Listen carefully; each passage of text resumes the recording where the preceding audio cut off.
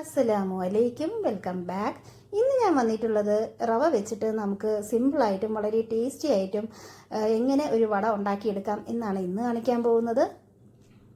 പുറമേ ക്രിസ്പിയും ഉള്ളിൽ സോഫ്റ്റുമായിട്ടുള്ള വളരെ ടേസ്റ്റി ആയിട്ടുള്ള റവ വടയാണ് ഇന്ന് കാണിക്കാൻ പോകുന്നത്. അപ്പോൾ ഒട്ടും താമസിപ്പിക്കുന്നില്ല, നമുക്ക് വീഡിയോയിലോട്ട് പോകാം.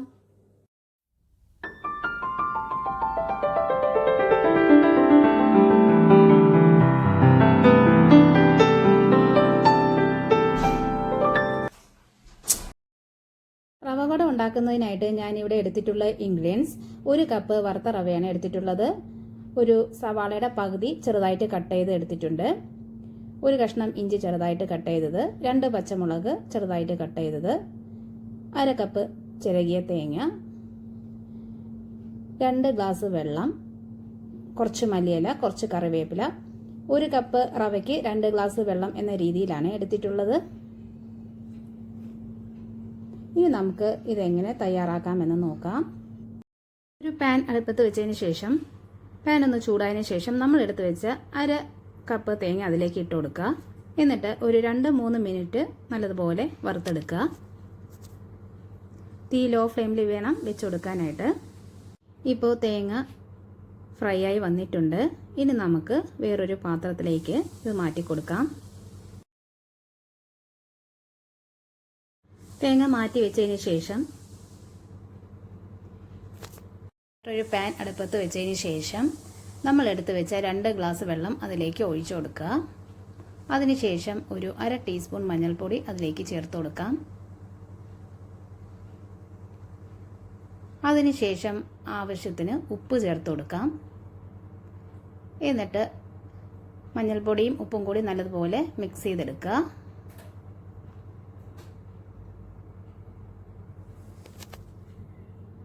വെള്ളം ഒന്ന് ചെറുതായിട്ട് തിളച്ച് വരുമ്പോൾ അതിലേക്ക് നമ്മൾ എടുത്ത് വെച്ച 1 കപ്പ് റവ അതിലേക്ക് ചേർത്ത് കൊടുക്കാം.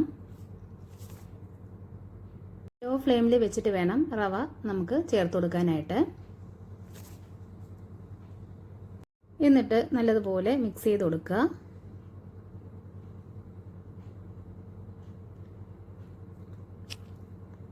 നല്ലതുപോലെ മിക്സ് ചെയ്ത് കൊടുക്കുമ്പോൾ റവ നല്ലതുപോലെ കുറുകി വരും. നല്ലതുപോലെ കുറുകി വരുന്ന ആ ടൈമിൽ നമ്മൾ വറുത്ത് വെച്ച തേങ്ങ അതിലേക്ക് ചേർത്ത് കൊടുക്കാം.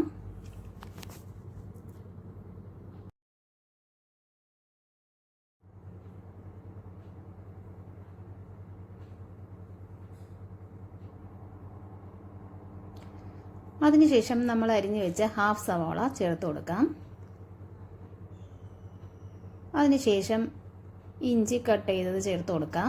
അതിനുശേഷം 2 പച്ചമുളക് കട്ട് ചെയ്തത് ചേർത്ത് കൊടുക്കാം. എന്നിട്ട് എല്ലാം കൂടി നല്ലതുപോലെ മിക്സ് ചെയ്തെടുക്കുക.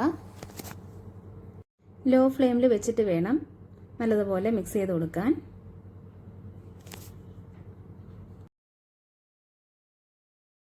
ഇപ്പോൾ ഇതെല്ലാം നല്ലതുപോലെ മിക്സായി വന്നിട്ടുണ്ട്. ഇനി നമുക്ക് ഫ്ലെയിം ഓഫ് ചെയ്ത് കൊടുക്കാം. അതിനുശേഷം മറ്റൊരു പാത്രത്തിലേക്ക് മാറ്റി കൊടുക്കാം.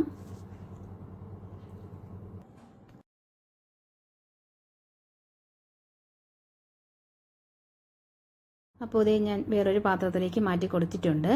ഇനി നമ്മൾ എടുത്ത് വെച്ച മല്ലിയിലയും കറിവേപ്പിലയും ആഡ് ചെയ്ത് കൊടുക്കണം.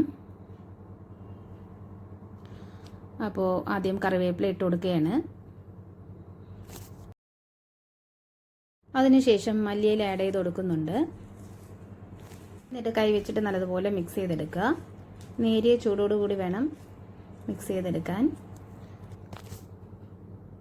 ഇതേ നല്ലതുപോലെ കുഴച്ചെടുത്തിട്ടുണ്ട്. ഇനി നമുക്ക് ഇത് വടയുടെ ഷേപ്പാക്കി എടുക്കാം. ആദ്യം ദേ ഇതുപോലെ ഉരുണ്ടാക്കിയെടുത്തതിന് ശേഷം പ്രസ് ചെയ്ത് കൊടുക്കാം. അതിനുശേഷം ദേ നടുക്ക് ഒരു ഹോൾ ഇട്ട് കൊടുക്കാം. ഇപ്പോൾ വടയുടെ ഷേപ്പായി വന്നിട്ടുണ്ട്. ഇനി നമുക്ക് ഇതുപോലെ എല്ലാം ചെയ്തെടുക്കാം. ദേ ഞാൻ എല്ലാം ചെയ്തെടുത്ത് വന്നിട്ടുണ്ട്. ഇനി നമുക്ക് ഇതെല്ലാം ഫ്രൈ ചെയ്തെടുക്കാം. അതിന് വേണ്ടിയിട്ട് ഒരു പാൻ അടുപ്പത്ത് വെച്ച് കൊടുത്തിട്ടുണ്ട്. അതിലേക്ക് വെളിച്ചെണ്ണ ഒഴിച്ചു കൊടുത്തിട്ടുണ്ട്. വെളിച്ചെണ്ണ ജസ്റ്റ് ഒന്ന് ചൂടായി വന്നപ്പോഴത്തേക്കും ദേ ഞാൻ ഓരോ വടയായിട്ട് ഇട്ട് കൊടുക്കുകയാണേ. ഓരോന്നായിട്ട് ഇട്ട് കൊടുക്കുകയാണേ. ലോ ടു മീഡിയം ഫ്ലെയിമിൽ വെച്ചിട്ട് വേണം ഫ്രൈ ചെയ്തെടുക്കാനായിട്ട്.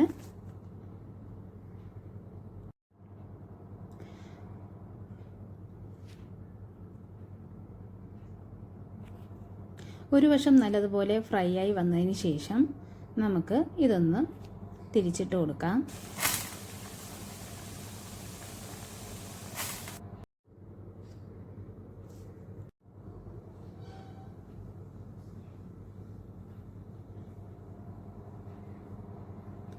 എന്നിട്ട് രണ്ട് വശവും നമുക്ക് ഫ്രൈ ചെയ്തെടുക്കാം.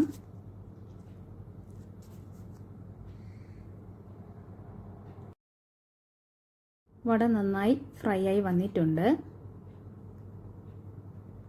ഇനി നമുക്കത് എണ്ണയിൽ നിന്നും കോരി മാറ്റാം. കണ്ടോ? അതുപോലെ തന്നെ ഇനി ഓരോന്നായിട്ട് ചെയ്തെടുക്കാം.